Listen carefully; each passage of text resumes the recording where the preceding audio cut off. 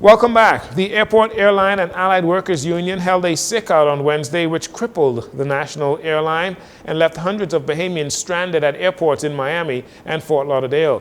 The industrial action has put a damper on the Christmas season, especially for those impacted, and has been described as an illegal strike by the government and by Bahamasair's general manager, Tracy Cooper. As a result, Bahamasair successfully applied for an emergency injunction in the Supreme Court on Wednesday that ordered the workers to return to the job until negotiations resume in January, the first week in January. Many residents, on social media especially, have expressed their disgust with those staff members of Bahamasair that decided to strike at such a crucial time of the year, with some describing them as being greedy and selfish. This after management explained that it recently paid out large sums of money and Christmas bonuses to the staff at the struggling Bahamas airline that is largely subsidized by the government in order to stay afloat. Meanwhile, at least 3 Bahamasair airplanes are out of service due to mechanical issues. Many motorists continue to complain about the condition of roads in the capital despite the government's efforts to improve road conditions, with multiple contracts issued to the tune of millions of dollars to companies tasked with keeping the roads smooth and free of potholes and craters. On Wednesday, the Minister of Works, Clay Sweeting, said while there have been some challenges, the road repair works, they have never stopped. It's continuous. I mean, if you drive around New Providence, and it's never going to be a perfect scenario because we live with a lot, and we'll be at a lot of rain this weekend, so you still have some potholes. But if you look at what the Ministry of Works has accomplished, paved Shirley Street just the other week. We're doing part of Bay Street now. Once water sewage is complete, their works there. We've paved almost 65 miles of road this year compared to other years when you only paved 25.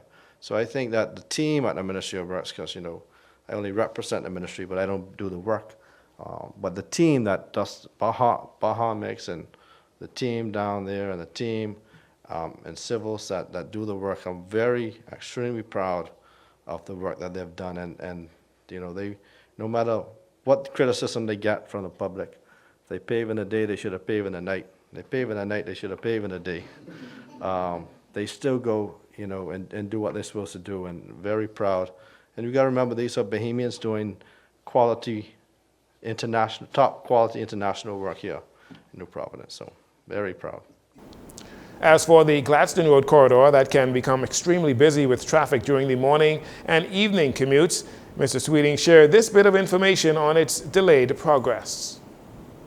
I think that the last press briefing, when I spoke about it, we finalized all the works that needs to be done, all the engineering, all the questions that was related to that. So everything pretty much completed. It would only be a funding mechanism that would need to be put in place now to do that.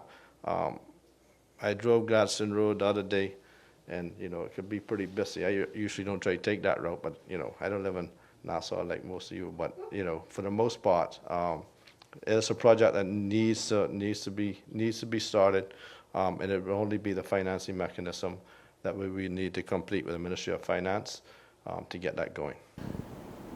In late 2023, the Davis administration announced plans for a $98 million investment in roadworks for New Providence between 2024 and 2026. And finally, reading is fundamental to learning, but if you are hungry, you probably won't learn much, especially if you are a young child. Following the success of the National School Breakfast Program that was launched in October of 2023, the government is now expanding the program to all public primary schools nationwide.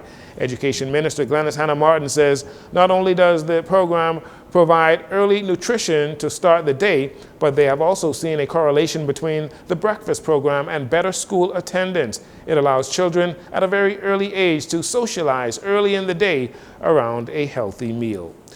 That will do it for your JCN Evening News. Once again, I'm Jarino Saunders. It's been a pleasure having you join us.